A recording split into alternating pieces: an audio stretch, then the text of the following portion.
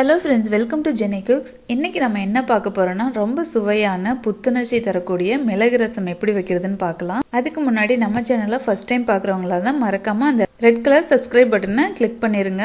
அதுக்கு ஆப்போசிட்டில் இருக்கிற பெல் பட்டனையும் அப்படியே மறக்காமல் கிளிக் பண்ணிடுங்க. அப்போ தான் நான் ஒவ்வொரு டைமும் போடுற வீடியோ உங்களுக்கு உடனே வந்து சேரும். இப்போ வாங்க வீடியோக்குள்ளே போகலாம். நான் இந்த மிளகு ரசம் செய்கிறதுக்காக ஒரு சின்ன எலுமிச்சம்பழம் அளவுக்கு புளி ஊற வச்சுருக்கிறேன். ஏற்கனவே நான் ஊற வச்சுட்டேன். சுடுதண்ணியில் நான் ஒரு 10 நிமிஷத்துக்கு முன்னாடி புளியை ஊற வச்சுட்டேன். 2 தக்காளி அது கூட போட்டிருக்கேன். இந்த மாதிரி சுடுதண்ணியில் புளியை ஊற வைக்கும்போது நமக்கு கரைக்கிறதுக்கு ரொம்ப ஈஸியாக இருக்கும். நமக்கு உடனே ரசம் வேணும்னா இந்த மாதிரி சுடுதண்ணியில் ஊற வைங்க. 2 தக்காளியும் சேர்த்துட்டு நல்லா தக்காளியும் அந்த சுடுதண்ணியில் போடும்போது நல்லா கரைப்படும். கரைக்கும்போது உங்களுக்கு ஈஸியாக இருக்கும். நல்லா கரைச்சதுக்கப்புறமா இதில் நான் ஒரு 2 லிட்டர் தண்ணி போல் நான் சேர்த்துக்கிறேன்.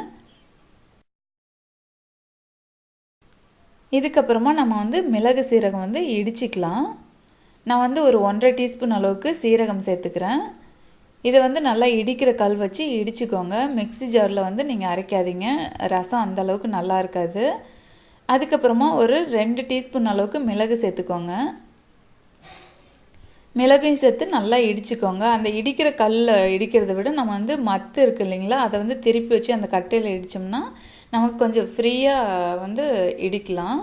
இப்போ பாருங்கள், நல்லா இடித்தாச்சு. இது கூட ஒரு கைப்பிடி அளவுக்கு நம்ம பூண்டு சேர்த்துக்கலாம். நான் இது நாட்டு பூண்டு, தோல் உரிக்காமே தான் நான் ரசத்துக்கு சேர்ப்பேன். ரொம்ப நல்லாயிருக்கும். நாட்டு பூண்டுன்னு கடைகளில் கேட்டிங்கன்னா கிடைக்கும். கொஞ்சம் சின்ன சின்னதாக இருக்கும், உரிக்க கொஞ்சம் சிரமமாக இருக்கும். ஆனால் ரொம்ப நல்லது நாட்டு பூண்டு. இப்போ பாருங்கள், எல்லாம் இடித்தாச்சு. இது கூட ஒரு 5 சின்ன வெங்காயம் உரித்து அதையும் நல்லா இடிச்சிக்கிறேன். இந்த மாதிரி ரசம் வச்சு பார்த்திங்கன்னா, ரசம் ஒவ்வொருத்தங்களுக்கு வச்சா எப்படி தான் வச்சாலும் டேஸ்ட் அவ்வளோக்கு வராதுங்க. இது ரொம்ப நல்லாயிருக்கும். இது தாளிக்கிறதுக்கு தேவையான வரமிளகாயை நீங்கள் நல்லா கிள்ளி வச்சுக்கோங்க. ஒரு கொத்து கருவேப்பிலை, அப்புறம் நம்ம இடித்து வச்ச சீரக மிளகு அள்ளி வச்சுக்கலாம். இப்போ ரசம் தாளிக்கிறதுக்காக ஒரு 1.5 டேபிள் ஸ்பூன் அளவுக்கு எண்ணெய் சேர்த்துட்டு அதில் 1/2 டீஸ்பூன் அளவுக்கு வெந்தயம், 1/2 டீஸ்பூன் அளவுக்கு கடுகு போட்டுக்கிறேன். அதை நல்லா பொரிய விட்டு வரமிளகாயும் கருவேப்பிலையும் இதில் சேர்த்துக்கிறேன். இது நல்லா பொரியட்டும். பொரிஞ்சதுக்கப்புறமா நம்ம இடித்து வச்ச மிளகு சீரகம் இது கூட சேர்த்துக்கலாம். சேர்த்துட்டு இது நல்லா வதக்கி விடுங்க. ஓரளவுக்கு வதங்கினோம்னா நல்ல ஒரு வாசம் வரும். அந்த அளவுக்கு வதங்கணும்.